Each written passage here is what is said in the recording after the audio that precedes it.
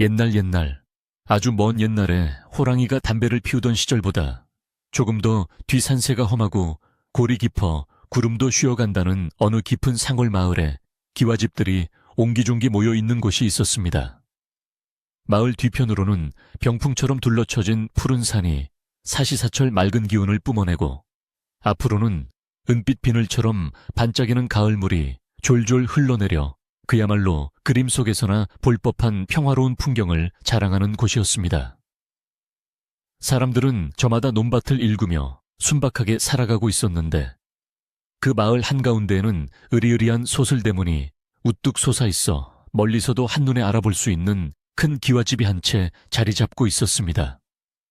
그 집은 대대로 벼슬을 지낸 양반, 가문인 최 진사댁으로 마을 사람들에게는 우러러보아야 할 높은 상과도 같은 존재였습니다. 최의 진사댁의 담장은 어찌나 높고 견고한지 밖에서는 안을 들여다볼 엄두조차 낼 수 없었고, 담장 너머로는 사계절 내내 푸른 소나무들이 꼿꼿하게 자라나 집안의 위엄을 더해주고 있었습니다.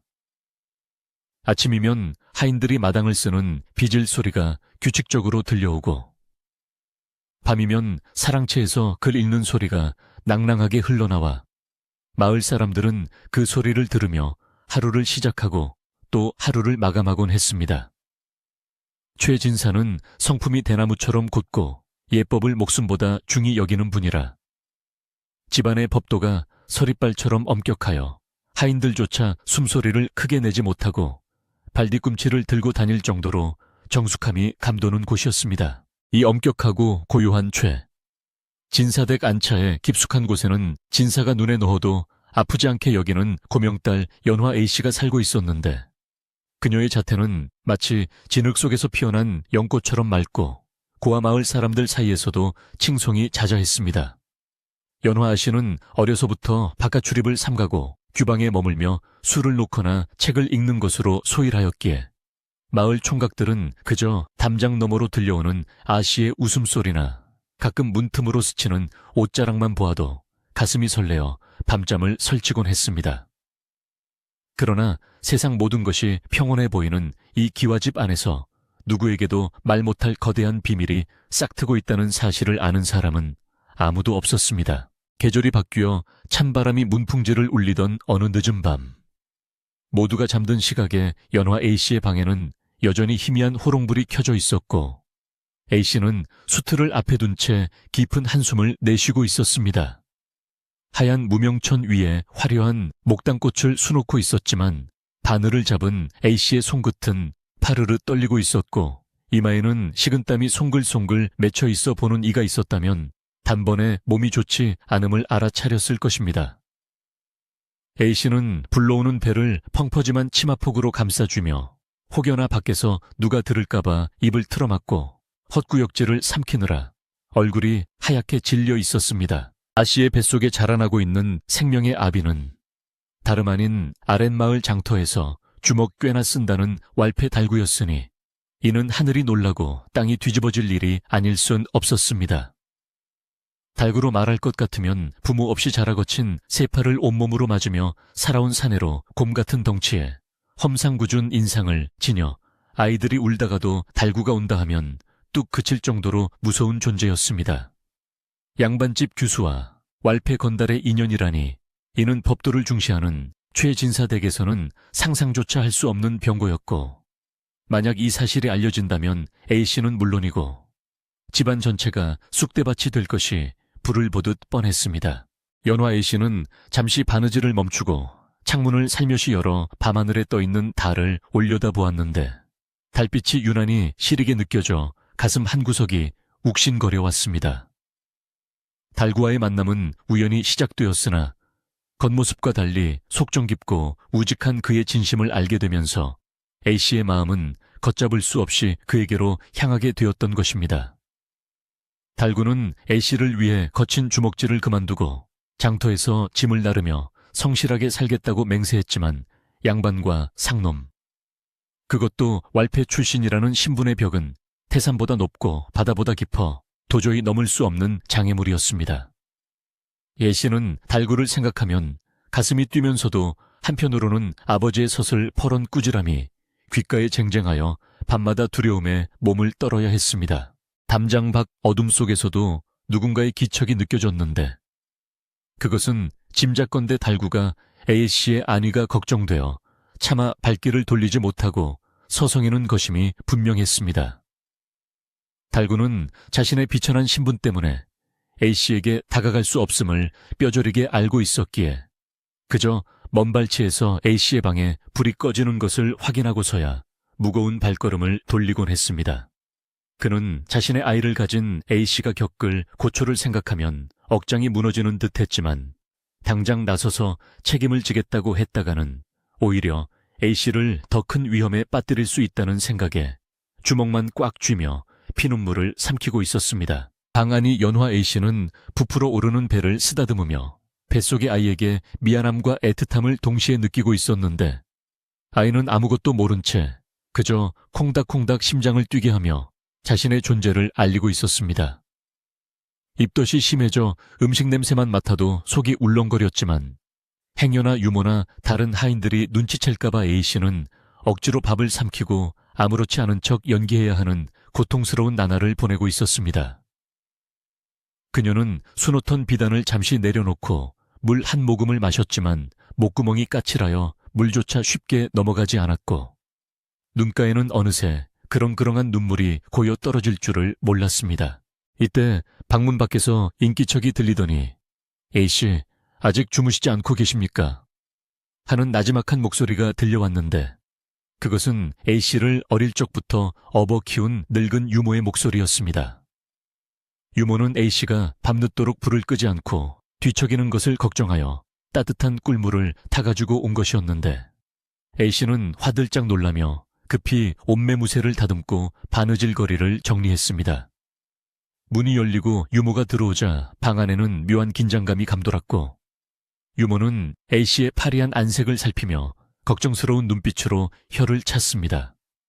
유모의 눈은 매섭기로 소문나 있었기에 A씨는 혹여라도 들킬까봐 가슴이 콩알만해졌습니다. 유모는 쟁반을 내려놓으며 A씨의 얼굴을 찬찬히 뜯어보았는데 요즘 통입맛이 없으신지 수라상도 거의 물리지 않으시고 얼굴이 반쪽이 되셨습니다.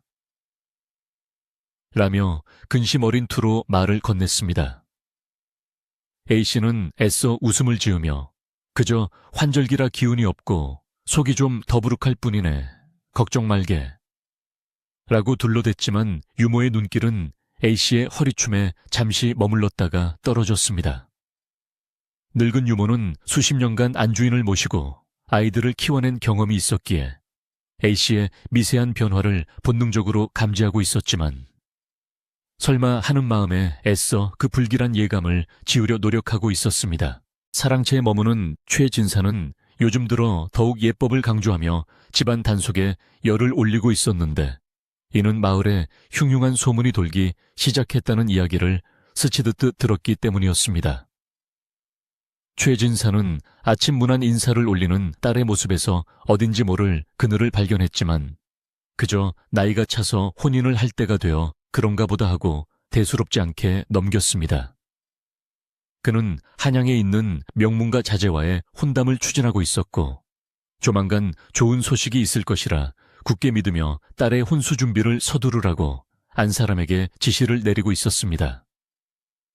아버지의 이런 계획을 알리 없는 A씨는 하루하루가 지옥 같았고 다가오는 미래가 두려워 밤마다 악몽에 시달려야 했습니다. 밤이 깊어질수록 산골 마을의 정적은 더욱 짙어졌고 가끔 들려오는 부엉이 울음소리가 처량하게 밤 공기를 갈랐는데 이는 마치 연화 아이씨의 슬픈 처지를 대변하는 듯했습니다.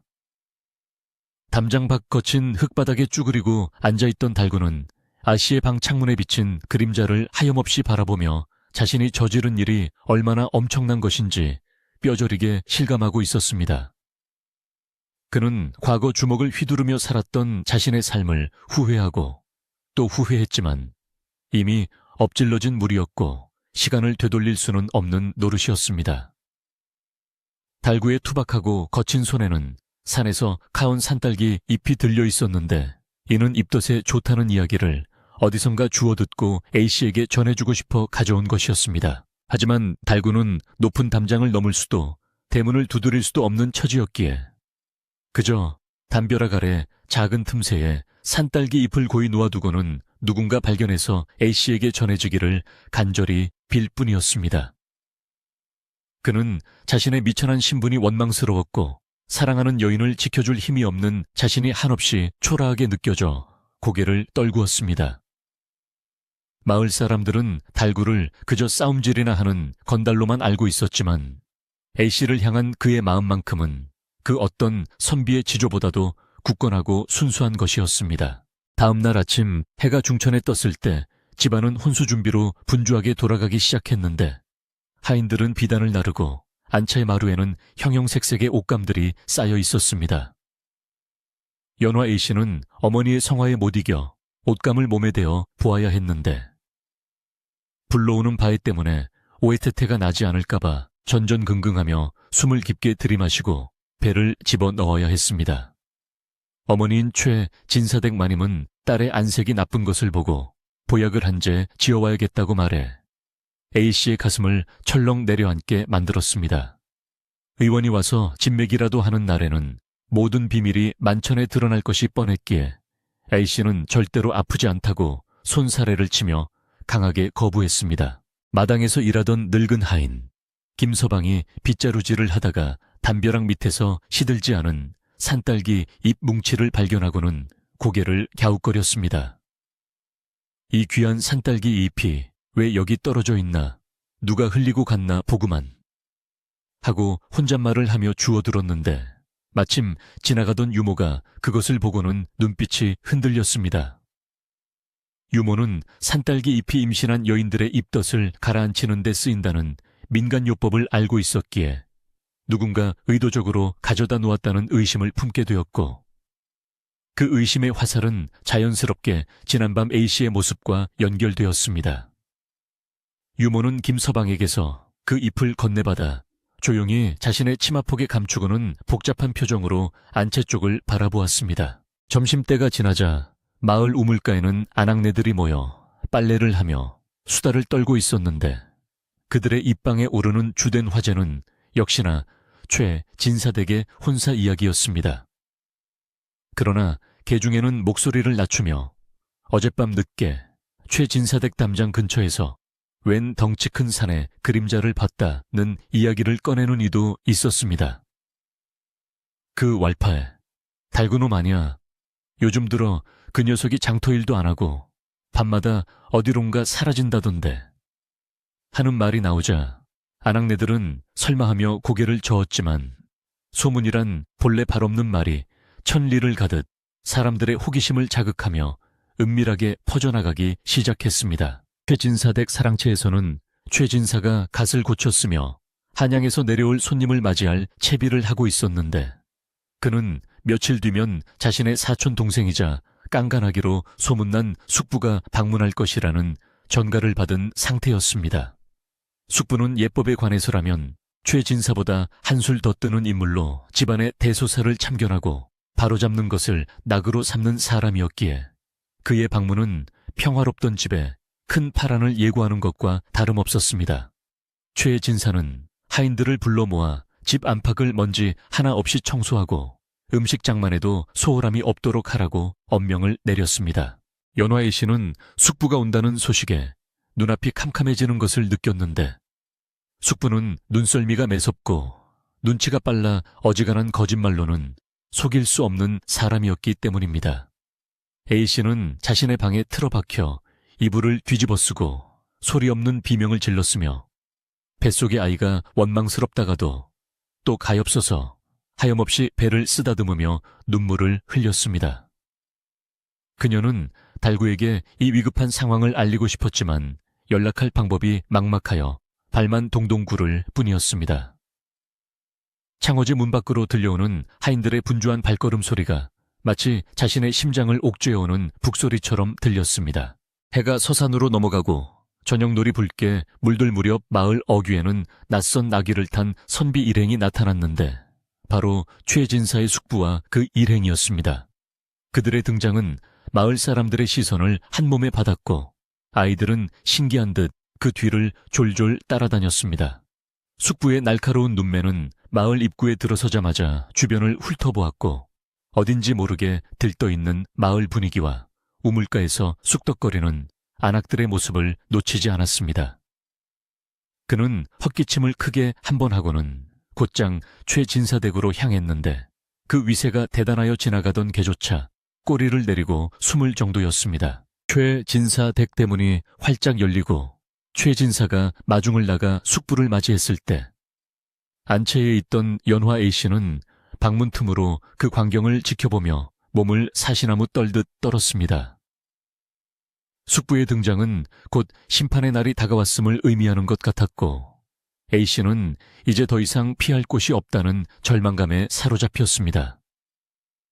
마당에 들어선 숙부는 집안을 둘러보며 집안 기운이 예전 같지 않구먼. 어딘가 탁한 기운이 서려 있어 라고 한마디 던졌는데 그 말은 듣는 이들의 등골을 서늘하게 만들기에 충분했습니다.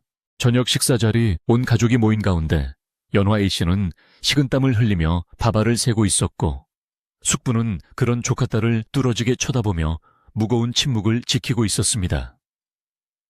숟가락 부딪히는 소리조차 크게 들릴 만큼 정적 감도는 식사 시간 숙부가 불쑥 연화야 안색이 좋지 않구나. 어디 몸이라도 불편하냐? 라고 물었을 때 A씨는 하마터면 들고 있던 숟가락을 떨어뜨릴 뻔했습니다. A씨는 간신히 아니옵니다 숙부님. 그저 오랜만에 뵈어 긴장해서 그런가 봅니다.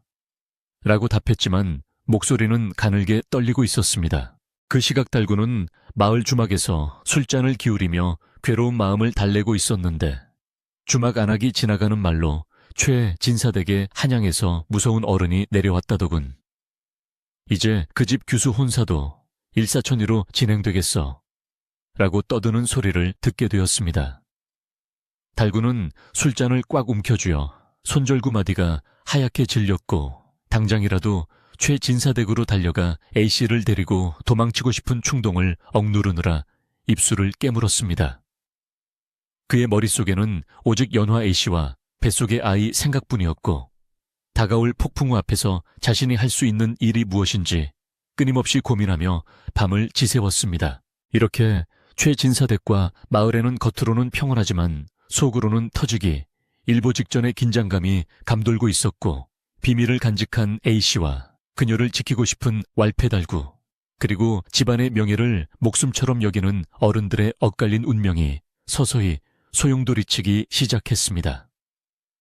과연 이 위태로운 비밀은 언제까지 지켜질 수 있을지 그리고 깊은 밤 달빛 아래 숨죽여 우는 연화 A씨의 운명은 어떻게 될 것인지 이야기는 이제 막 시작되려 하고 있었습니다. 날이 밝아 아침 해가 솟아올랐지만 최진사댁의 공기는 여느 때와 달리 무겁게 가라앉아 마치 물에 젖은 소미불처럼 답답하기만 했습니다. 한양에서 내려온 숙부의 위세가 어찌나 등등한지 새벽닭이 울기도 전부터 일어나 사랑채 마루를 쿵쿵 울리며 걸어다니는 통에 하인들은 단잠을 설치고 부랴부랴 마당으로 뛰쳐나와야 했습니다. 숙부는 뒷짐을 진 채 날카로운 눈초리로 집안 구석구석을 살피며 먼지 한 톨이라도 보이면 불호령을 내릴 기세였기에 집안은 살얼음판을 걷는 듯 긴장감이 감돌았습니다. 최의 진사조차 숙부 앞에서는 길을 펴지 못하고 쩔쩔매며 그 뒤를 졸졸 따랐으니 이 집안의 진정한 어른이 누구인지 헷갈릴 지경이었습니다. 숙부는 대청마루에 앉아 긴 곰방대를 물고는 하인들이 마당 쓰는 모습을 지켜보다가 갑자기 담장이 너무 낮아 이래서야 쥐새끼 한 마리도 마음 놓고 드나들겠구나 하며 혀를 찼습니다. 그 말에 마당을 쓸던 김서방은 깜짝 놀라 빗자루를 놓칠 뻔했고 안채에서 문안 인사를 준비하던 연화 A씨는 가슴이 철렁 내려앉아 방문 고리를 잡은 손에 힘을 주어야 했습니다. 숙부의 그 말은 단순히 담장 높이를 탓하는 것이 아니라 집안의 기강이 해이해져 잡스러운 기운이 스며들었음을 질타하는 뼈있는 한마디였기 때문입니다. 아침상을 물리고 난 후 마을 우물가에는 여느 때처럼 아낙네들이 모여들었는데 오늘따라 그들의 표정에는 호기심과 은밀함이 가득 차 있었습니다. 방망이질 소리가 요란하게 울려 퍼지는 가운데 한 안악이 주변을 두리번거리더니 목소리를 낮추며 어제 최 진사댁 담벼락 밑에서 그 왈패놈 달구를 봤다는 사람이 한둘이 아니야 라고 운을 떼었습니다.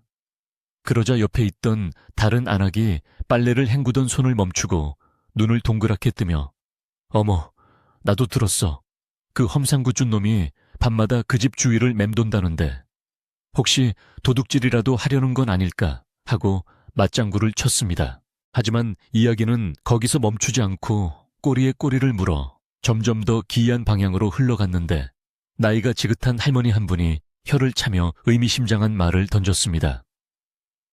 도둑질이라면 곡간을 털지 왜 담장 밑에서 한숨만 쉬다 가겠어. 내가 보기엔 도둑질이 아니라 사람 마음을 훔치러 다니는 게야.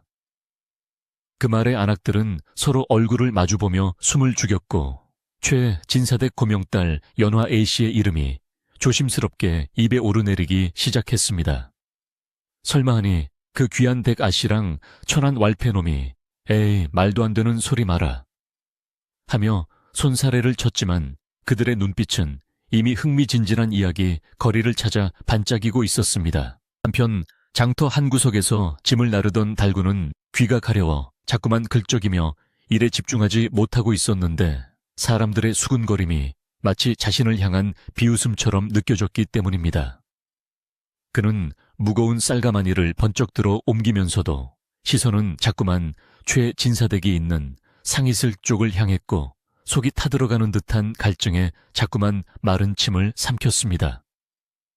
달구와 함께 일하던 동료가 어이 달구 자네 요즘 무슨 넋을 놓고 단이나 쌀가마니 떨어뜨리겠네 하고 핀잔을 주었지만 달구의 귀에는 그 소리조차 운궁거리는 벌소리처럼 들릴 뿐이었습니다. 그 시각 최진사 댁 안채에서는 연화 A씨가 쓴 약사발을 앞에 두고 곤욕을 치르고 있었는데 어머니가 지어온 보약 냄새가 역겨워 헛구역질이 올라오는 것을 간신히 참고 있었습니다. 어머니는 숙부님도 오셨는데 내 안색이 창백해서야 되겠니? 어서 들이켜라. 하며 재촉했지만 A씨에게는 그 보약이 마치 독약처럼 느껴져 입술만 파르르 떨 뿐이었습니다. 그때 방문이 벌컥 열리며 숙부의 목소리가 들려왔습니다.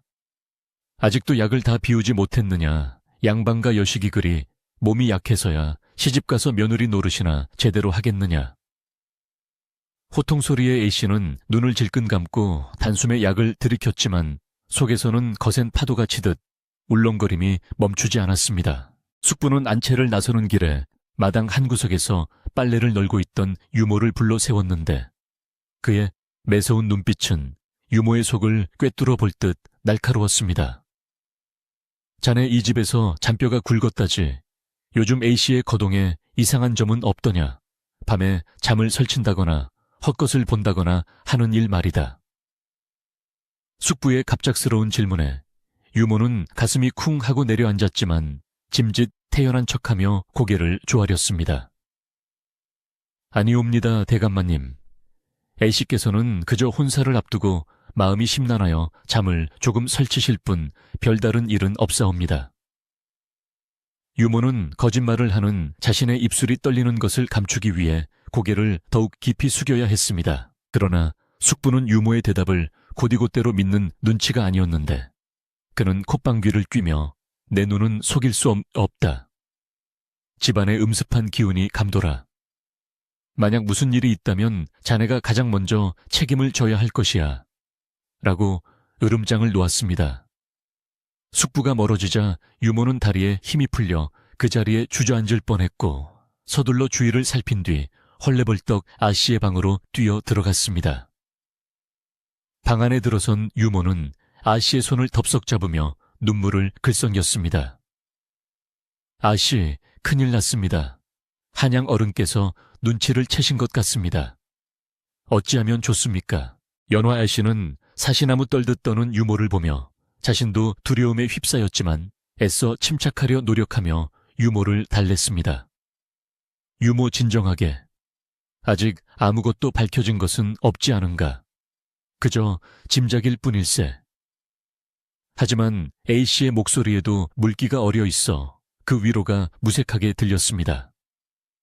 유모는 품속에서 꼬깃꼬깃해진 종이 뭉치를 꺼내 A씨에게 보여주었는데 그것은 다름 아닌 며칠 전 달구가 담장 밑에 두고 간 산딸기 잎이었습니다. 이걸 보십시오. 김서방이 주워온 것을 제가 뺏어왔습니다. 그놈이 다녀간 게 분명합니다. 이러다 들키면 A씨도 그놈도 다 죽습니다요. 그날 오후 최 진사는 사랑채로 달구를 불러들일 수는 없었기에 하인을 시켜 마을 촌장을 은밀히 불렀는데 이는 마을에 도는 흉흉한 소문의 진상을 파악하기 위함이었습니다.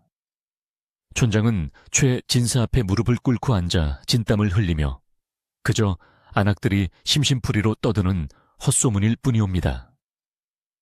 진사댁 따님같이 고귀한 분께 어찌 그런 망측한 일이 있겠습니까? 하며 극구 부인했습니다.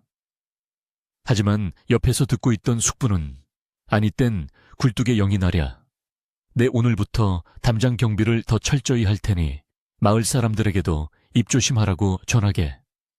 라며 촌장을 쏘아보았습니다. 촌장이 물러가자 숙부는 최진색에 단호한 어조로 말했습니다.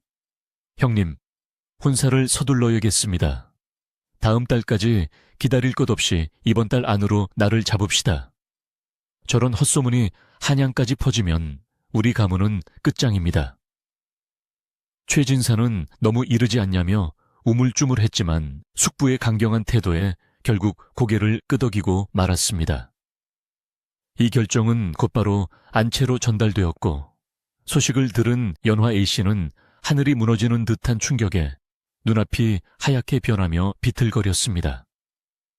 이번 달이라니 이제 보름도 차에 남지 않은 시간이었고 배는 점점 불러오고 있었으니 절망적이라는 말로도 부족한 상황이었습니다. 소문은 바람을 타고 달구의 귀에도 들어갔는데 최 진사댁 혼사가 앞당겨졌다는 소식에 달구는 하던 일을 팽개치고 멍하니 하늘만 바라보았습니다.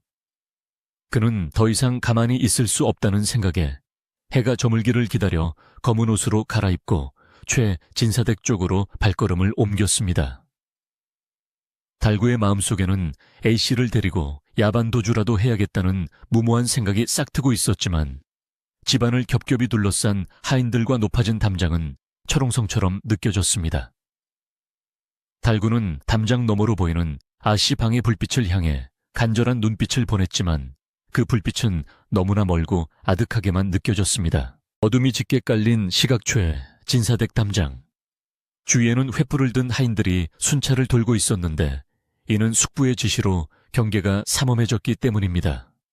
달구는 덤불 속에 몸을 숨기고 숨소리조차 죽이며 기회를 엿보았지만 개미 새끼 한 마리 지나가기 힘들 정도로 감시가 철저하여 접근조차 쉽지 않았습니다. 그때 순찰을 돌던 하인 중 하나가 거기 누구냐 하고 소리치며 달구가 숨어있는 쪽으로 횃불을 비추었는데 달구는 재빨리 고양이가 우는 소리를 내며 위기를 모면하려 했습니다. 야옹 야옹. 어설픈 고양이 소리에 하인은 에이 도둑고양이였구만. 긴장해서 헛것이 보였나봐. 하며 발길을 돌렸습니다. 겨우 한숨 돌린 달구였지만 그의 등줄기에는 식은땀이 흘러내리고 있었고 심장은 터질 듯이 요동치고 있었습니다. 그는 자신이 얼마나 위험한 줄타기를 하고 있는지 뼈저리게 느꼈지만 애씨를 두고 혼자 살 길을 찾을 수는 없었습니다. 달구는 다시 한번 용기를 내어내어 담벼락의 작은 개구멍으로 다가갔고 미리 준비해온 쪽지를 돌멩이에 묶어 안채 마당으로 휙 던져 넣었습니다. 툭 하는 둔탁한 소리가 났지만 다행히 하인들은 눈치채지 못한 듯 했고 달구는 그 쪽지가 제발 아씨의 손에 들어가기를 빌며 어둠 속으로 사라졌습니다. 다음날 아침 마당을 쓸던 유모는 장독대 근처에 떨어진 돌멩이를 발견하고는 소스라치게 놀라 주위를 두리번거렸습니다. 돌멩이에 묶인 쪽지를 황급히 풀어보니 삐뚤빼뚤한 글씨로 오늘 밤 자시 뒷산 물레방앗간 기다리겠소 라고 적혀 있었습니다.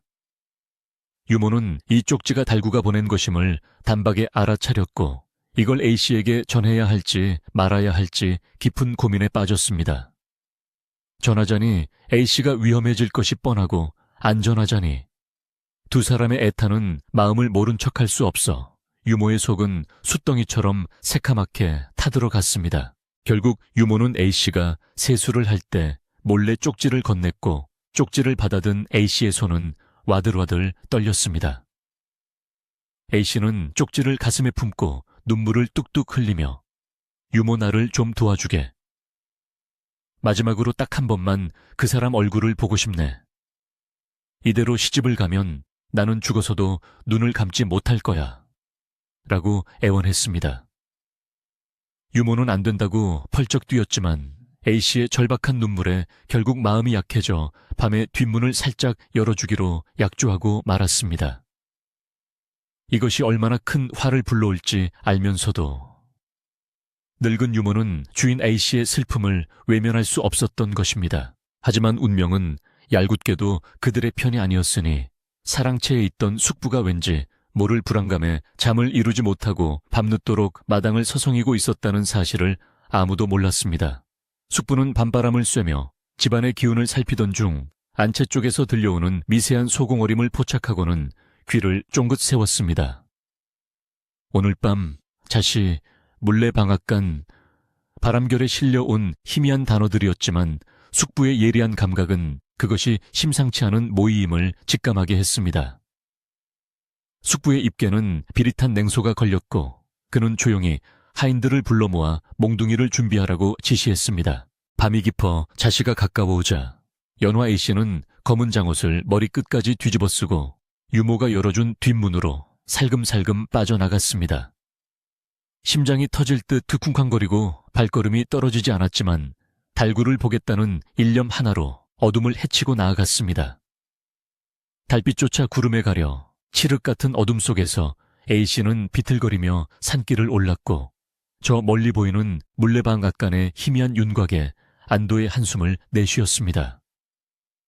그러나 A씨의 뒤를 밟는 그림자들이 있었다는 사실은 꿈에도 모른 채 그녀는 불나방처럼 위험 속으로 뛰어들고 있었습니다. 물레방앗간 안에서 초조하게 기다리던 달구는 문이 열리는 소리에 화들짝 놀라며 아씨 오셨습니까? 하고 달려나갔습니다. 장곳을 벗은 A씨의 얼굴은 눈물로 범벅이 되어 있었고 달구는 그런 A씨를 와락 끌어안으며 미안합니다. 정말 미안합니다. 내 주제에 감히 A씨를 하며 말을 잇지 못했습니다. 두 사람은 서로를 부둥켜 안고 하염없이 눈물을 흘리며 잠시나마 이별의 아픔을 잊으려 했지만 그 짧은 평화는 곧 산산조각이 나고 말았습니다.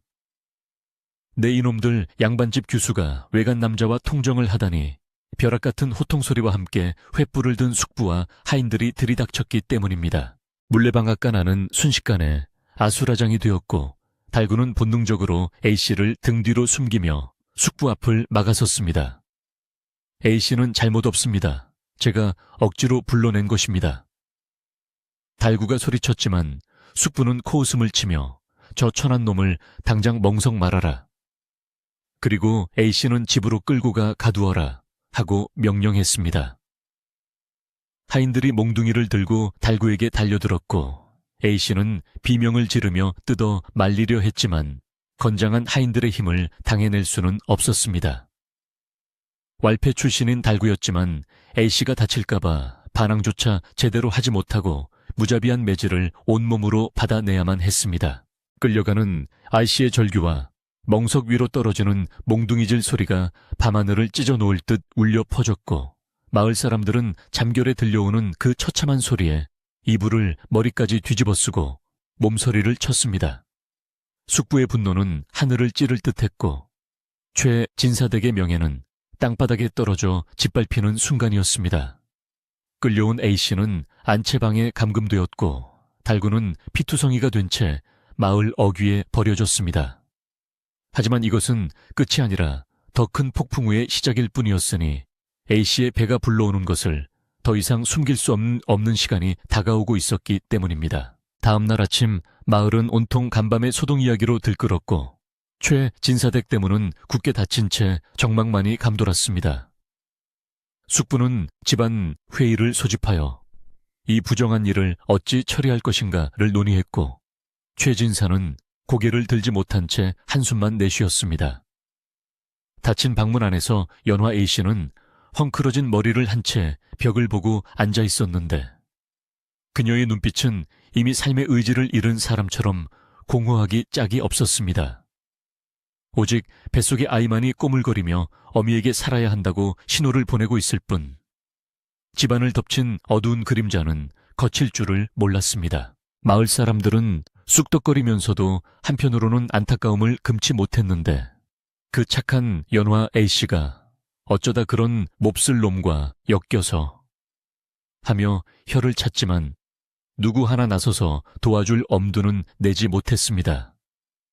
달구는 만신창이가 된 몸을 이끌고 숲속 동굴로 숨어들었는데, 찢어진 상처보다 A씨를 지키지 못했다는 자책감이 뼈를 깎는 듯한 고통으로 다가왔습니다. 그는 피 묻은 주먹을 쥐며 맹세했습니다. 이대로 끝낼 수는 없다고, 목숨을 바쳐서라도 A씨와 아이를 지켜내겠다고. 그렇게 폭풍전야와도 같은 위태로운 날들이 흘러가고 있었습니다. 물레방앗간 사건이 있은 후 최 진사댁의 공기는 마치 무거운 바위가 짓누르는 듯 숨막히는 침묵 속에 갇혀버렸고, 집안의 모든 사람들은 죄인이 된 듯 고개를 숙이고 다녀야 했습니다. 사랑채에서는 숙부의 헛기침 소리가 끊이지 않았고, 안채에서는 마님의 흐느끼는 소리가 밤낮으로 들려와 듣는 이의 마음을 더욱 처연하게 만들었습니다. 연화 A씨가 갇힌 방 앞에는 건장한 하인 둘이 밤낮으로 교대하며 보초를 서고 있어 개미 새끼 한 마리도 얼씬거리지 못할 만큼 삼엄한 감시가 이루어지고 있었습니다. A씨는 식음을 전폐하고 자리에 누워 멍하니 천장만 바라보았는데, 그녀의 눈은 퀭하게 들어갔고 입술은 바싹 타들어가 마치 생기를 잃은 인형과도 같은 모습이었습니다. 하지만 아무리 감추려 해도 뱃속의 아이는 하루가 다르게 무럭무럭 자라나고 있었으니 A씨의 배는 이제 펑퍼짐한 치마로도 가리기 힘들 만큼 불룩하게 솟아오르기 시작했습니다. A씨는 불러오는 배를 볼 때마다 두려움과 모성애가 뒤섞인 복잡한 감정에 휩싸였는데, 아이가 발길질을 할 때면 아가야 미안하다, 이 못난 어미를 용서해다오 하며 눈물을 쏟아내곤 했습니다. 입덧은 다행히 조금 가라앉았지만 마음의 병이 깊어 몸은 점점 더 쇠약해져만 갔고, 이를 지켜보는 유모의 가슴은 시커멓게 타들어가 재가 될 지경이었습니다. 유모는 몰래 미움을 쑤어와 아씨, 한 숟가락이라도 뜨셔야 뱃속에 아기씨가 살지요 하며 애원했지만 A씨는 고개를 저으며 입을 굳게 담을 뿐이었습니다. 숙부는 이 사태를 수습하기 위해 더욱 조급하게 움직였는데, 그는 소문이 더 퍼지기 전에 연화 A씨를 멀리 시골에 있는 친척집으로 보내 아이를 낳게 하거나 아니면 쥐도 새도 모르게 혼인을 치러버릴 계획을 세우고 있었습니다. 그는 최 진사를 다그쳐 혼례 날짜를 당장 내일 모레로 잡아버렸고, 상대방 집안에는 A씨가 급작스러운 병환으로 요양을 가야 하니 식을 서두르자고 거짓 통문을 넣었습니다. 이는 양반가의 채통을 지키기 위한 고육지책이었으나 사람의 눈과 귀를 영원히 막을 수는 없는 법이라 집안 하인들 사이에서도 A씨의 배가 심상치 않다는 수군거림이 퍼지기 시작했습니다. 본래복을 짓기 위해 마을에서 가장 솜씨 좋다는 친모가 불려왔는데, 친모는 방 안의 무거운 분위기에 눌려 숨소리조차 크게 내지 못하고 A씨의 치수를 재기 시작했습니다. A씨는 힘겹게 일어나 친모 앞에 섰지만 줄자가 허리에 닿는 순간 흠칫 놀라며 몸을 움츠렸습니다. 친모는 A씨의 허리둘레를 재다가 손끝에 닿는 단단하고 둥근 감촉에 화들짝 놀라 눈이 휘둥그레졌지만, 곁에서 지켜보는 유모의 애원하는 눈빛을 보고는 황급히 못 본 척 고개를 돌려야 했습니다. 하지만 친모의 손은 떨리고 있었고, 그 미세한 떨림은 문 밖에서 감시하던 숙부의 예리한 눈초리를 피할 수 없었습니다. 문 밖에서 치수 재는 일이 어찌 이리 더디냐. 하는 숙부의 호통이 떨어지자 친모는 허둥지둥 대충 치수를 마무리하고 도망치듯 방을 빠져나왔습니다. 친모가 나가자마자 숙부가 방으로 들이닥쳤는데 그는 A씨의 부풀어 오른 바의 쪽을 의심스러운 눈초리로 쏘아보며 내 몸뚱이에 무슨 비밀이라도 숨겨둔 개냐 왜 이리 굼뜨게 구는 것이냐 라며 다그쳤습니다. A씨는 창백한 얼굴로 뒷걸음질 치며 배를 감싸 쥐었고 그 모습은 오히려 숙부의 의심에 기름을 붓는 꼴이 되고 말았습니다. 숙부는 뭔가 짚히는 것이 있는 듯 하인에게 당장 의원을 불러오라고 고함을 질렀습니다. 의원이 온다는 소리에 집안은 발칵 뒤집혔고 연화 A씨는 공포에 질려 바들바들 떨며 유모의 품에 안겨 울음을 터뜨렸습니다. 유모, 어쩌면 좋아요. 이제 다 들통날 거예요. 우리 아가는 달구씨는 어떡해요? A씨의 절규에 유모도 함께 울며 A씨, 마음 굳게 먹으셔야 합니다. 하늘이 무너져도 솟아날 구멍은 있다고 하지 않습니까? 하고 위로했지만 그 말은 허공에 흩어지는 메아리처럼 공허하게 들릴 뿐이었습니다. 최 진사댁 마님은 안절부절 못하며 마당을 서성였고 최 진사는 사랑채에 틀어박혀 장탄식만 내뱉으며 다가올 파국을 예감하고 있었습니다. 잠시 후 흰 수염을 길게 늘어뜨린 노의원이 도착하여 A씨의 방으로 안내되었는데 의원은 방 안에 들어서자마자 느껴지는 기묘한 기운에 미간을 찌푸렸습니다. 숙부가 곁에서 지켜보는 가운데 의원은 A씨의 손목을 잡고 진맥을 시작했는데 맥을 짚은 의원의 눈썹이 꿈틀거리더니 이내 표정이 심각하게 굳어졌습니다. 침묵이 길어질수록 방 안의 긴장감은 최고조에 달했고 A씨의 심장 뛰는 소리가 고막을 울릴 정도로 크게 들려왔습니다. 한참 만에 손을 뗀 의원은 조심스럽게 입을 열었습니다. 대감마님, 이 맥은 옥구슬이 쟁반 위를 구르는 듯한 활맥, 에이휴아모 이옵니다. 숙부는 그 말이 무엇을 뜻하는지 단박에 알아듣고는 얼굴이 불그락푸르락해지며 그게 무슨 소리인가 활맥이라니 그건 회임한 여인에게서나 나타나는 맥이 아닌가 하고 병력 같은 고함을 질렀습니다. 의원은 바닥에 납작 엎드려 죽을 죄를 지었습니다.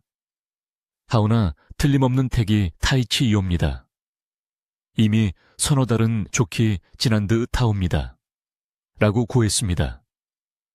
그 순간 숙부의 분노가 폭발하여 옆에 있던 도자기 화병을 집어던지니 와장창 하는 소리와 함께 화병이 산산조각이 나며 파편이 사방으로 튀었습니다. 이런 망할년 가문의 얼굴에 먹칠을 해도 유분수지 외간 남자와 통정하여 애까지 배다니 안채는 순식간에 아수라장이 되었고 소식을 들은 초의 진사는 뒷목을 잡고 쓰러질 뻔했으며 마님은 아이고 아이고 하며 통곡을 시작했습니다. 숙부는 씩씩거리며 A씨에게 다가가 멱살을 잡을 듯이 위협하며 소리쳤습니다. 바른대로 대라. 그씨 도둑놈이 누구냐?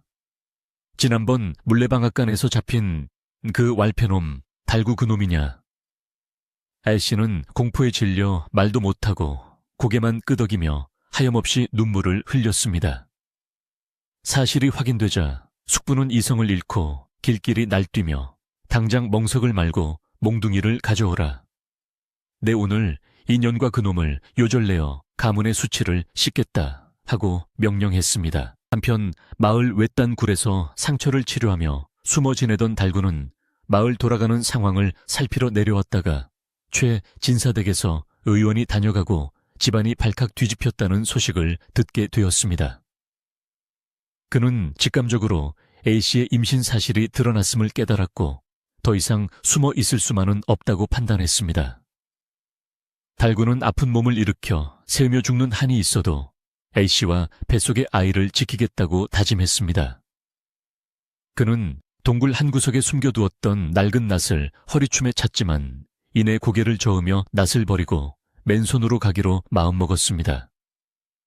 사랑하는 여인의 집안 어른들에게 무기를 들고 덤빌 수는 없는 노릇이었기 때문입니다. 최 진사댁 마당에는 하인들이 분주하게 오가며 멍석과 몽둥이를 준비하고 있었고 분위기는 마치 죄인을 참수하는 형장처럼 살벌하기 그지없었습니다. 숙부는 대청마루에 서서 서슬 퍼런 눈으로 하인들을 지휘하며 그놈을 당장 잡아오라. 마을을 이 잡듯이 뒤져서라도 달구 그놈을 내 앞에 무릎 꿇려라 하고 고래고래 소리를 질렀습니다.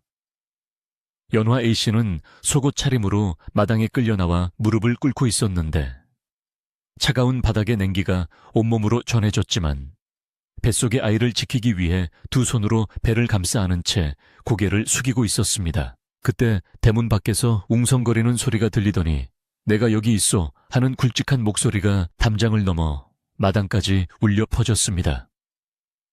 모두의 시선이 대문으로 쏠린 순간 굳게 닫힌 대문이 열리고 달구가 제 발로 성큼성큼 걸어 들어왔습니다. 그의 옷은 찢어지고 얼굴에는 지난번 맞은 상처가 여전히 남아 있었지만 눈빛만은 그 어느 때보다 형형하게 빛나고 있었습니다. 하인들이 몽둥이를 들고 주춤거리며 길을 터주자 달구는 A씨가 무릎 꿇고 있는 마당 한가운데까지 걸어 들어와 털썩 무릎을 꿇었습니다. 숙부는 달구를 보자마자 눈이 뒤집혀 내 이놈 여기가 어디라고 감히 제 발로 기어들어 오느냐. 내 놈이 우리 가문을 능멸하고 금지옥엽 같은 내 조카를 망쳐놓았느냐 하며 당장이라도 달려들 기세였습니다. 달구는 바닥에 머리를 쿵소리가 나도록 박으며 큰절을 올리고는 고개를 들어 숙부를 똑바로 쳐다보며 말했습니다. 죽을 죄를 지었습니다. 허나 A씨에게는 아무런 죄가 없습니다. 모든 것은 이 못난 놈이 아씨를 연모하여 버린 일이니 죽이시려거든 저만 죽이시고 A씨와 뱃속의 아이는 살려주십시오. 달구의 목소리는 비장하고도 간절했습니다. 아씨는 달구의 목소리를 듣자 참았던 눈물을 터뜨리며 아니에요. 숙부님, 제가 그 사람을 먼저 마음에 담았습니다. 제발 그 사람은 해치지 마세요. 하며 달구의 앞을 가로막았습니다. 두 남녀가 서로를 감싸며 죽음을 자청하는 모습에 마당에 있던 하인들과 마을 사람들은 숙연해졌지만 숙부의 분노는 오히려 더욱 거세게 타올랐습니다. 이것들이 쌍으로 미쳤구나. 감히 내 앞에서 사랑 타령이라도 하겠다는 것이냐. 여봐라. 저놈을 당장 멍석에 말아라. 뼈가 부러지도록 때려서 다시는 딴맘을 품지 못하게 만들어라. 하인들이 머뭇거리며 달구에게 다가갔지만 달구는 반항하지 않고 순순히 멍석 위에 누웠습니다. A씨가 비명을 지르며 말리려 했지만 유모와 다른 하녀들이 달려들어 A씨를 붙잡았습니다. 놔라 놀란 말이다. 그 사람이 죽으면 나도 죽을 것이다. A씨의 처절한 외침이 마당을 가득 메웠지만 숙부는 눈 하나 깜짝하지 않고 몽둥이질을 시작하라는 신호를 보냈습니다. 첫 번째 몽둥이가 달구의 등에 내리꽂히자 윽 하는 신음소리와 함께 둔탁한 타격음이 들려왔고 이를 지켜보던 A씨는 그만 정신을 잃고 쓰러지고 말았습니다. 달구는 빗발치는 몽둥이 찜질을 온몸으로 받아내면서도 비명 한 번 지르지 않고 이를 악물고 버텼습니다. 자신이 소리를 지르면 A씨가 더 마음 아파할 것을 알았기에 그는 입술이 터져 피가 흐르도록 깨물며 고통을 삼켰습니다. 그의 머릿속에는 오직 하나. 내가 여기서 죽더라도 A씨와 아이만은 살려야 한다는 생각뿐이었습니다. 몽둥이가 내리칠 때마다 살점이 터지고 피가 튀었지만 달구의 눈은 쓰러진 A씨를 향해 고정되어 있었고 그 눈빛에는 깊은 슬픔과 사랑이 담겨 있었습니다. 마당의 흙바닥은 어느새 붉은 피로 물들어가고 이를 지켜보던 최진사는 차마 눈을 뜨고 볼 수 없어 고개를 돌리고 말았습니다. 그는 양반의 채통과 딸의 행복 사이에서 갈등하며 괴로워했지만 숙부의 기세에 눌려 감히 중지하라는 말을 꺼내지 못하고 있었습니다. 마을 사람들은 담장 너머로 들려오는 매질 소리에 저러다 사람 잡겠네. 달구가 왈패짓은 했어도 심성은 착한 놈인데 하며 발을 동동 구를 뿐이었습니다. 매질이 계속되자 달구의 의식도 점점 희미해져 갔지만 그는 마지막 힘을 짜내어 외쳤습니다. 대감마님, 제발 A씨만은 그 처절한 외침은 숙부의 귀에도 쟁쟁하게 울렸지만 숙부는 멈출 기색이 없었습니다. 오히려 더 세게 쳐라, 이놈의 숨이 끊어질 때까지 라며 광기 어린 명령을 내렸습니다. 상황은 걷잡을 소치 없이 파국으로 치닫고 있었고 이대로 가다간 달구의 목숨이 오늘 밤을 넘기지 못할 것이 분명해 보였습니다. 그때 안채에서 정신을 잃었던 A씨가 다시 눈을 뜨고 비틀거리며 일어났습니다. 아씨는 하녀들의 손을 뿌리치고 몽둥이가 춤추는 마당 한가운데로 뛰어들었습니다. 그리고 피투성이가 된 달구의 몸 위를 덮치며 울부짖었습니다. 차라리 나를 때려라, 내 배를 때려라, 이 아이와 함께 나를 죽여라. A씨의 돌발 행동의 하인들은 기겁하여 몽둥이질을 멈추었고 마당에는 순간적으로 정적이 흘렀습니다. 피범벅이 된 달구를 끌어안고 짐승처럼 울부짖는 양반집 규수의 모습은 충격 그 자체였고 그 처참한 광경에 숙부조차 잠시 할 말을 잃고 멍하니 바라볼 수밖에 없었습니다. 이때 대문 밖에서 웅성거리는 소리가 다시 들려오더니 마을의 최고 연장자인 촌장 어른이 지팡이를 짚고 들어왔습니다. 촌장은 마을 사람들의 부축을 받으며 들어와 참혹한 광경을 목격하고는 혀를 차며 숙부를 향해 입을 열었습니다. 여보게 최대감, 이게 무슨 짓인가? 아무리 법도가 중하다 하나 사람 목숨보다 중할 수는 없는 법일세. 하늘이 보고 땅이 보고 있네. 이제 그만 멈추게나. 촌장의 말은 낮지만 힘이 있었고 살기로 가득 찼던 마당의 공기를 조금씩 바꾸어 놓기 시작했습니다. 그러나 숙부는 여전히 분이 풀리지 않은 듯 씩씩거렸지만 촌장의 권위와 마을 사람들의 따가운 눈초리를 무시할 수는 없었습니다. 게다가 딸이 피투성이 사내를 안고 죽기를 각오하고 버티고 있으니 더 이상 매질을 계속하다간 정말로 딸까지 잃을 수도 있다는 생각에 최 진사가 나서서 숙부의 팔을 잡았습니다.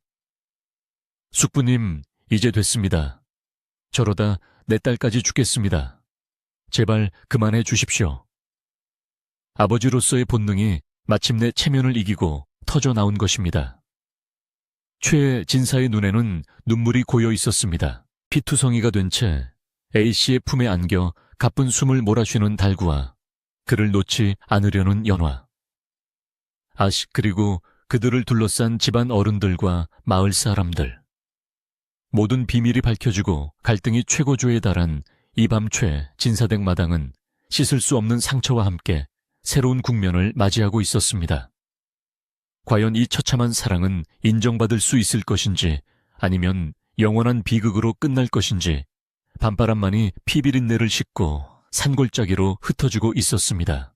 촌장의 엄중한 호통과 최진사의 만류에 춤을 추듯 날뛰던 몽둥이질이 비로소 멈추었고 죽음의 문턱까지 갔던 마당에는 거친 숨소리와 흐느낌만이 가득 찼습니다.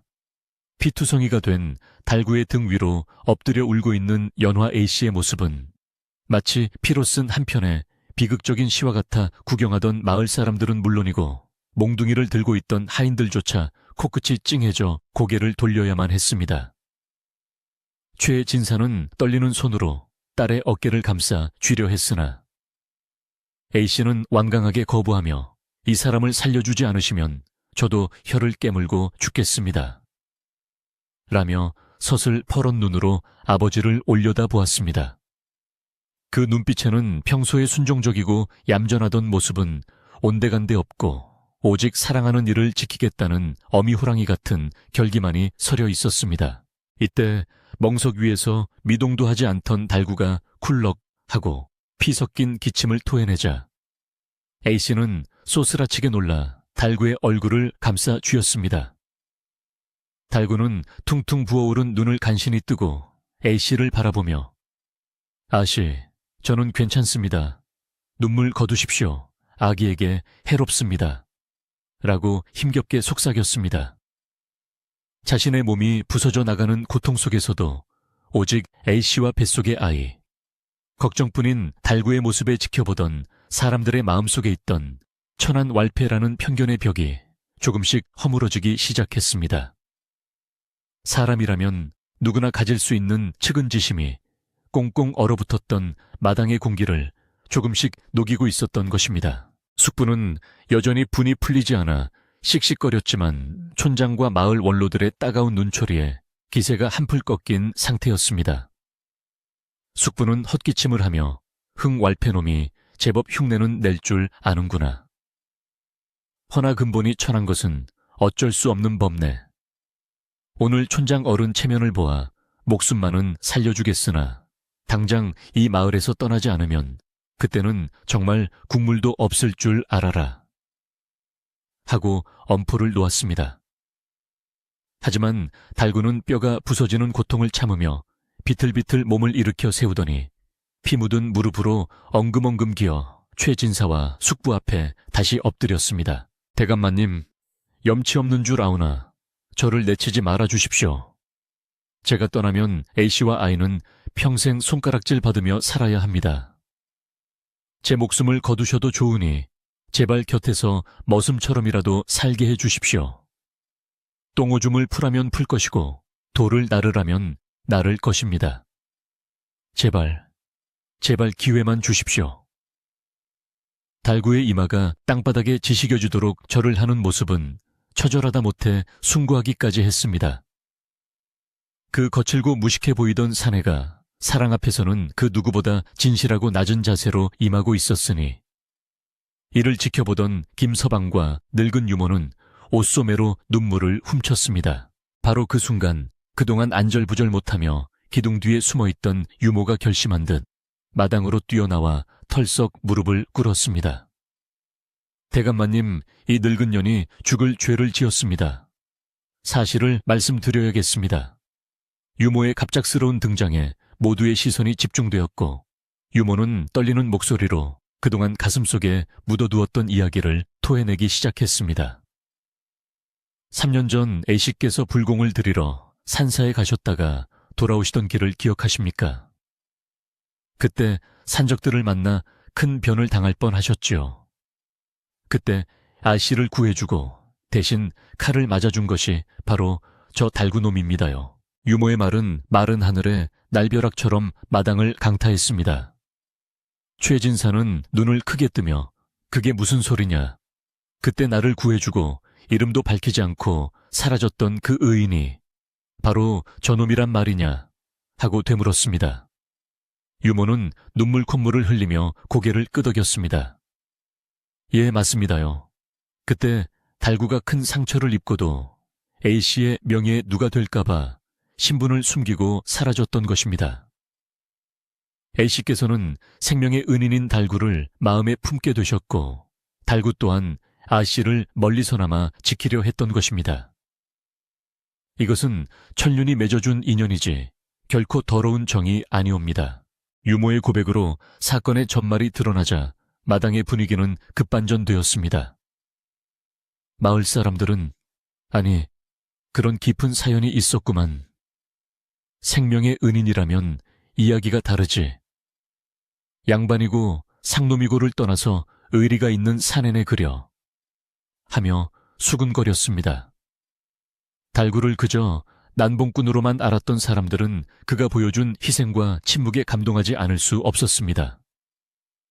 최진사는 멍한 표정으로 피투성이가 된 달구를 다시 바라보았는데 흙투성이 얼굴 속에 숨겨진 우직함과 진심이 비로소 눈에 들어오기 시작했습니다.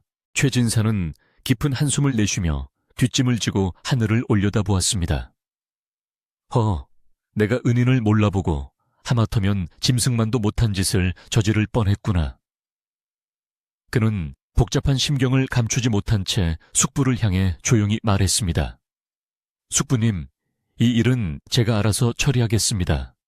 이제 그만 노여움을 푸시지요. 숙부는 기가 막힌다는 표정으로 형님, 지금 제정신입니까? 은인은 은인이고 법도는 법도입니다. 양반과 규수가 왈패와 살림이라도 차리겠다는 겁니까? 하고 반발했지만 이미 대세는 기울어져 있었습니다. 촌장이 지팡이로 땅을 쿵쿵 치며 상황을 정리했습니다. 자자, 밤이 깊었네. 다들 진정하게. 대감 일단 사람부터 살리고 보세. 저러다 정말 송장 치우겠네. 잘잘못은 나중에 따져도 늦지 않아. 촌장의 중재에 최진사는 하인들에게 명을 내렸습니다. 무엇들 하느냐, 어서 저 사람을 행랑채로 옮기고 의원을 다시 불러라. 그리고 유모는 A씨를 방으로 모셔라. 최의 진사에 불호령에 굳어있던 하인들이 일사불란하게 움직이기 시작했습니다. 건장한 하인들이 축 늘어진 달구를 조심스럽게 들어올려 행랑채로 옮겼고 A씨는 저도 가겠습니다. 제가 간호하겠습니다.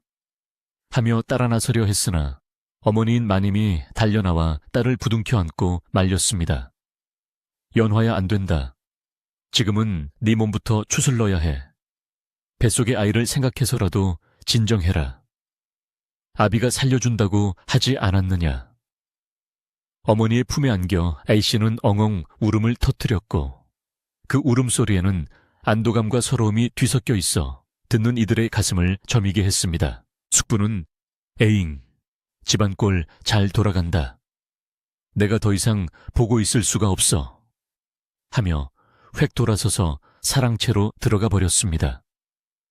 숙부가 사라지자 마당을 짓누르던 살벌한 기운은 한층 더 옅어졌고 마을 사람들도 하나둘씩 이제 한시름 놓았구만. 그래도 최진사가 사람이 모질지는 않아. 하며 흩어지기 시작했습니다.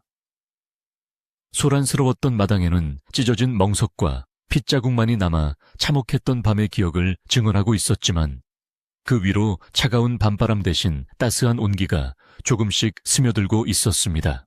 하인들은 서둘러 마당의 핏자국을 물로 씻어내고 깨진 화분 조각을 치우며 부산을 떨었습니다. 김서방은 빗자루질을 하며 거참 사람 팔자 시간 문제라더니 달구 그놈이 우리 집 사위 대접을 받게 될 줄 누가 알았겠어. 하며 혀를 찼지만 그 표정에는 싫지 않은 기색이 역력했습니다. 사실 하인들 사이에서도 깐깐한 숙부보다는 우직한 달구가 훨씬 더 인간적으로 느껴졌던 것입니다.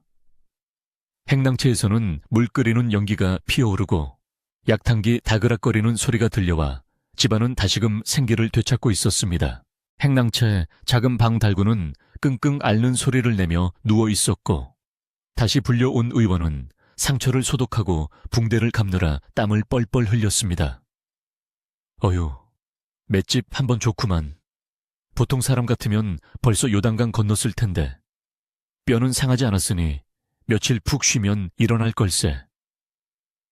의원의 말에 문 밖에서 귀를 기울이던 유모는 안도의 한숨을 내쉬며 가슴을 쓸어내렸습니다. 유모는 정성스럽게 끓인 죽과 탕약을 들고 방으로 들어가 달구의 머리맡에 앉았습니다. 이 미련한 놈아, 왜 말하지 않았어? 그 고생을 혼자 다 하고. 유모의 타박 섞인 말투에는 깊은 애정이 담겨 있었습니다. 달구는 힘겹게 눈을 뜨고 유모를 보며 씩 웃어 보였습니다. 퉁퉁 부은 입술로 할멈. A씨는 괜찮소? 하고 묻는 그의 모습에 유모는 눈시울이 다시 붉어졌습니다. 제 코가 석자인 주제에 누굴 걱정해. A씨는 마님께서 잘 보살피고 계시니 걱정 말고 내 몸이나 챙겨. 이제 대감마님도 허락하셨으니 내 놈이 하기 나름이야. 알겠어. 달구는 그 말에 감격하여 눈물을 흘리며 고개를 끄덕였습니다. 평생 천덕꾸러기 왈패로만 살았던 그에게 처음으로 가족이라는 울타리가 생기는 순간이었습니다. 새벽녘이 가까워오자 집안은 폭풍우가 지나간 바다처럼 고요해졌습니다. 안채의 연화 A씨는 지쳐서 잠이 들었지만 꿈속에서도 달구의 이름을 부르며 뒤척였고 어머니는 딸의 머리칼을 쓸어 넘겨주며 묵묵히 자리를 지켰습니다. 사랑채의 최진사는 잠을 이루지 못하고 곰방대를 물고 마루에 앉아 있었는데 그의 머릿속은 복잡하기 그지없었습니다. 양반 가문의 체면도 중요했지만 딸의 목숨을 구해주고 진심으로 사랑하는 사내를 내칠 명분이 사라졌기 때문입니다. 그는 달구의 그 강인한 눈빛을 떠올리며 어쩌면 그 녀석이 샌님 같은 양반 자제들보다 딸을 더 잘 지켜줄지도 모른다는 생각을 하게 되었습니다. 다음 날 아침 마을의 공기는 어제와는 확연히 달랐습니다. 우물가 안악들의 수다도 어머, 세상에 그런 로맨스가 없대. 달구가 알고 보니 진국이라더라. 하는 식으로 칭찬 일색으로 바뀌어 있었습니다. 사람들은 최진사댁 쪽을 바라보며 손가락질 대신 따뜻한 시선을 보냈고 달구의 쾌유를 비는 사람들도 생겨났습니다. 그동안 마을의 골칫덩이였던 왈패의 이미지가 순정남이자 의인으로 탈바꿈하는 데는 하룻밤이면 충분했습니다. 최진사댁 마당에서는 새로운 질서가 잡혀가고 있었는데 숙부는 여전히 방 안에 틀어박혀 나오지 않았지만 아무도 그를 찾지 않았습니다. 대신 하인들은 행랑채에 누워있는 달구를 위해 땔감을 나르고 보양식을 챙기는 등 분주하게 움직였습니다. 며칠 뒤 달구가 간신히 몸을 일으켜 마당에 나왔을 때 하인들은 그를 달구놈이 아닌 달구 서방이라고 부르며 다의해 주었습니다. 달구는 쑥스러워하며 머리를 긁적였지만 그 호칭이 싫지 않은 듯 얼굴에는 옅은 미소가 번졌습니다. 어느 날 오후 연화 A씨가 어머니의 허락을 받고 행랑채를 찾았습니다. 달구는 놀라서 벌떡 일어나려 했지만 A씨가 황급히 달려가 그를 부축했습니다. 일어나지 마세요. 상처 터집니다. A씨의 목소리는 떨리고 있었고 달구는 A씨의 손을 조심스럽게 잡았습니다. A씨, 고생 많으셨습니다. 제가 더 잘하겠습니다. 투박한 달구의 손과 고운 아씨의 손이 맞잡은 그 모습은 신분의 벽을 넘어선 사랑의 결실을 보여주는 듯 아름다웠습니다. 두 사람은 서로의 눈을 바라보며 말없이 미소 지었고 그 순간만큼은 세상 부러울 것이 없었습니다. 집안의 분위기를 쇄신하기 위해 최진사는 마을 사람들에게 돼지를 잡고 술을 대접하는 잔치를 열기로 결정했습니다. 이는 달구의 존재를 공식적으로 인정하고 흉흉했던 소문을 잠재우기 위한 지혜로운 처사였습니다. 잔칫날 마당에는 멍석 대신 맛있는 음식 냄새가 진동했고 풍물패의 흥겨운 가락이 울려 퍼졌습니다. 달구는 아직 몸이 성치 않아 마루에 앉아 있었지만 마을 사람들이 다가와 술 한 잔을 권하며 등을 두드려주자 벅찬 감동에 가슴이 뜨거워졌습니다. 숙부도 마지못해 문을 열고 나왔는데 촌장이 다가와 허허 이보게 자네 조카 사위 될 사람이 듬직하지 않은가.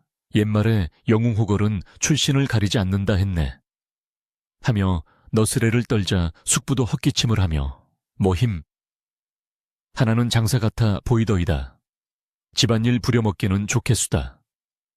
하며 짐짓 못 이기는 척 넘어가 주었습니다. 그 말에 좌중이 폭소를 터뜨렸고 굳어있던 숙부의 얼굴에도 옅은 미소가 스치고 지나갔습니다. 잔치가 무르익을 무렵 최진사는 달구를 조용히 불렀습니다.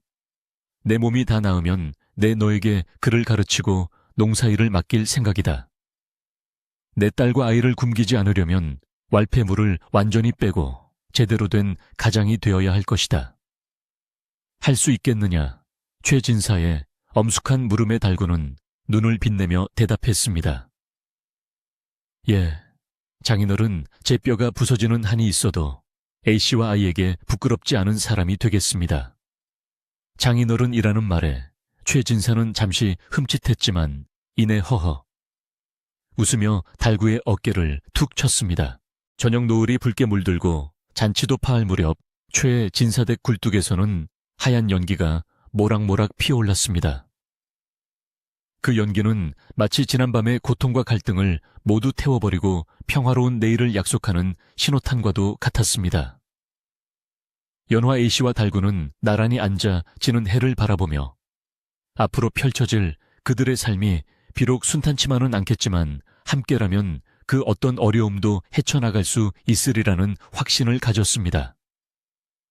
뱃속의 아이도 힘차게 발길질을 하며 부모의 다짐에 화답하는 듯했습니다. 그렇게 폭풍우 같았던 사건들은 모두 지나가고 최진사댁에는 비로소 진정한 평화가 깃들기 시작했습니다. 잔설이 녹아내린 초의 진사댁 기와지붕. 위로 따스한 봄 햇살이 내리쬐기 시작하니 겨우내 얼어붙었던 마당의 흙도 포슬포슬하게 풀리며 새 생명을 틔울 준비를 하고 있었습니다.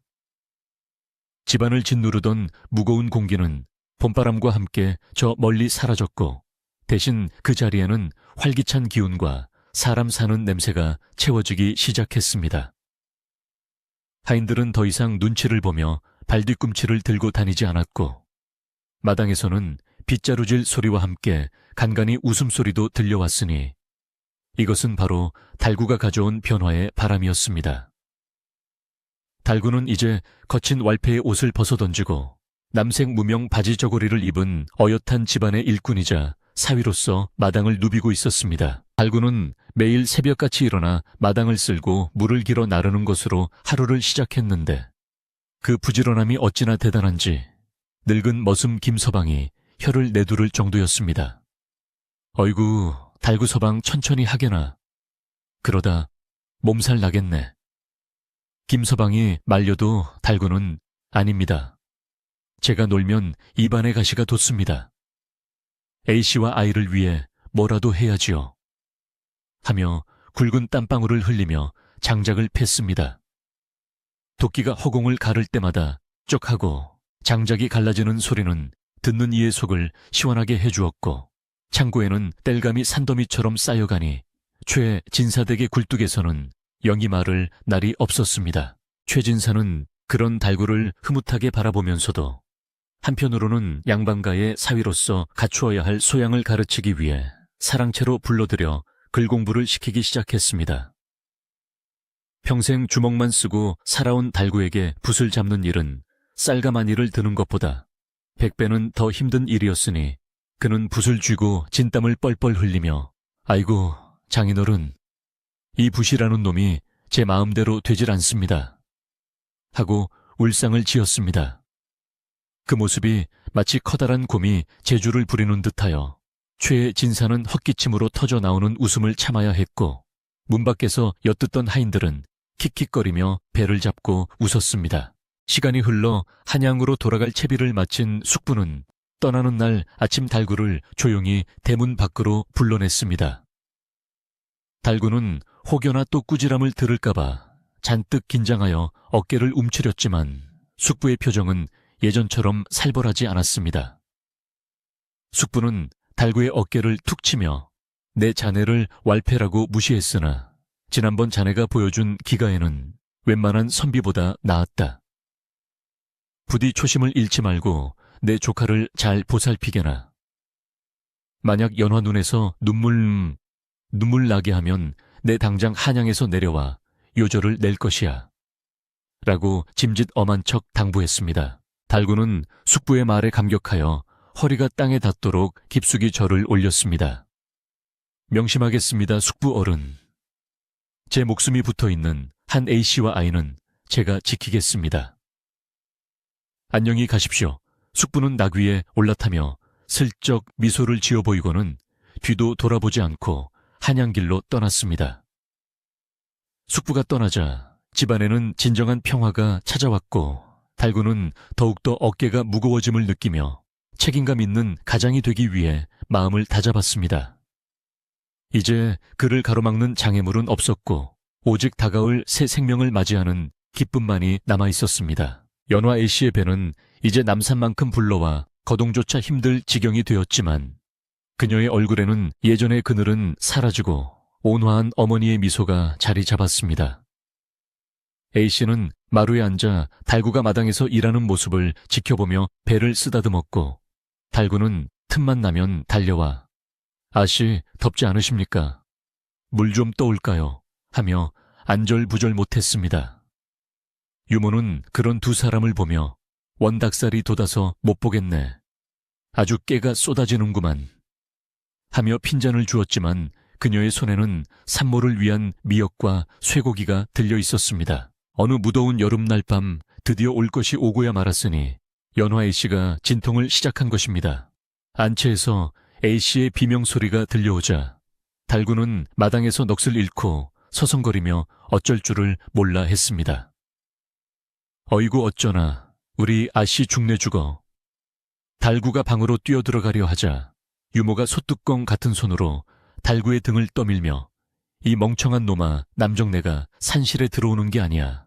썩 나가서 물이나 더 길어와 하고 호통을 쳤습니다.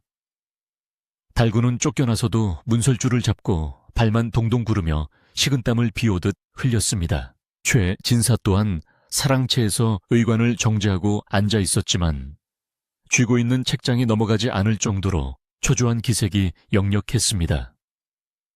그는 조상의 위패가 모셔진 사당을 향해 마음속으로 간절히 빌었습니다.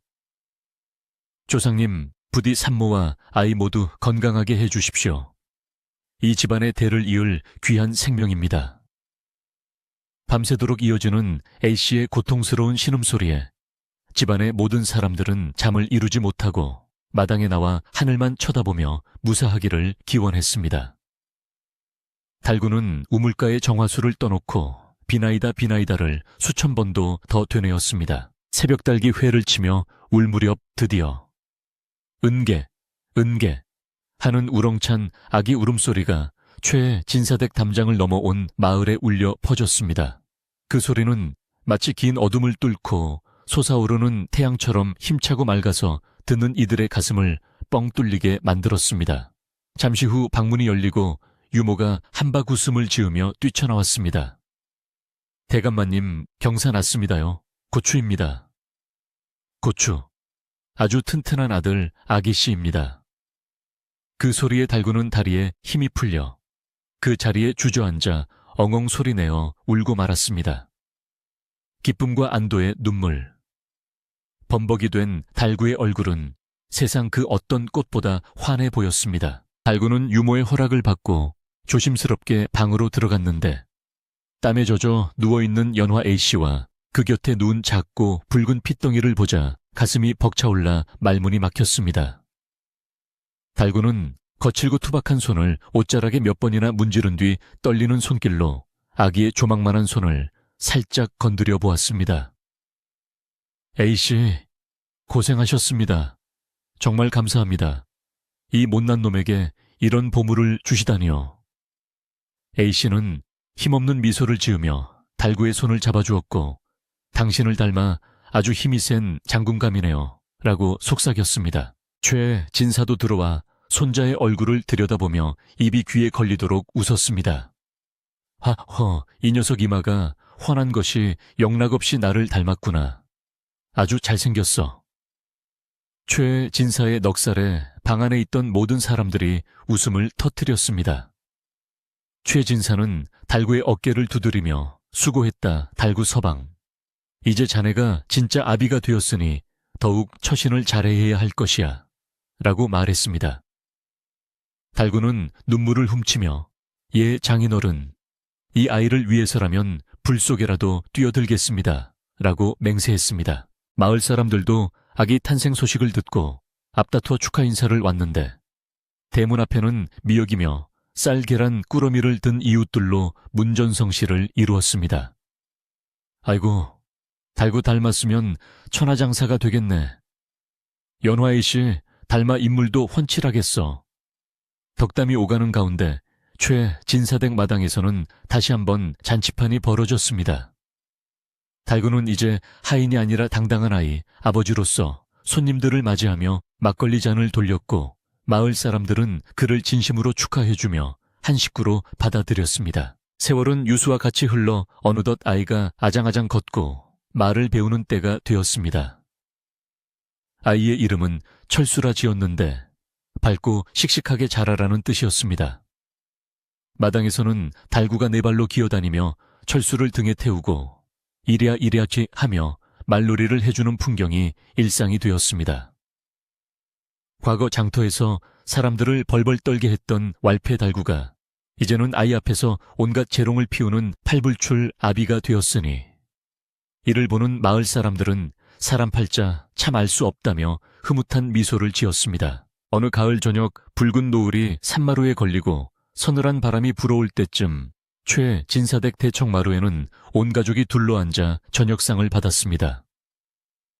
김이 모락모락 나는 햅쌀밥에 구수한 된장찌개 그리고 텃밭에서 갓 따온 채소들이 풍성하게 차려져 있었습니다. 최 진사가 먼저 수저를 들며 자, 들잡구나. 올해 농사가 아주 잘 되었어. 라고 말하자 달구도 예 장인어른, 내년에는 더 풍년이 들게 하겠습니다. 하며 씩씩하게 대답했습니다. 연화 A씨는 아이에게 밥을 먹이며 그 모습을 사랑스러운 눈빛으로 바라보았습니다. 식사를 마친 후 달구는 마당에 나와 밤하늘에 뜬 둥근 달을 올려다보았습니다. 그의 곁으로 연화 아씨가 다가와 섰습니다. 무슨 생각을 그리 골똘히 하십니까? A씨의 물음에 달구는 쑥스러운 듯 머리를 긁적이며 말했습니다. 그저 꿈만 같아서요. 저 달을 보며 A씨를 그리워만 하던 때가 엊그제 같은데 이제는 이렇게 곁에 있고 토끼 같은 자식까지 생겼으니 제가 전생에 나라를 구했나 봅니다. 달구의 진심 어린 고백에 A씨는 그의 손을 꼭 잡으며 저도 마찬가지입니다. 서방님 덕분에 매일매일이 행복합니다. 라고 답했습니다. 고요한 상골마을 밤은 깊어가고 집집마다 불이 하나둘 꺼지기 시작했지만 최 진사댁 사랑방에서는 도란도란 이야기꽃이 피어오르고 있었습니다. 험난했던 운명의 파도를 넘어 비로소 찾아온 평화는 그 어떤 보물보다 값진 것이었습니다. 깡패였던 사내와 양반집 규수의 사랑 이야기는 이제 마을 사람들의 입을 통해 전설처럼 전해지며 춥고 긴 겨울밤을 녹여주는 따뜻한 화롯불 같은 이야기가 되었습니다. 이제 바람도 잠들고 별들도 졸고 있는 깊은 밤입니다. 우여곡절 끝에 행복을 찾은 달구와 연화 아씨처럼 오늘 밤 여러분의 꿈자리에도 평온함과 따스함이 가득하기를 바랍니다. 세상의 모든 근심 걱정은 저 문밖 어둠 속에 놓아두시고 부디 편안하고 달콤한 잠 주무시길 바랍니다.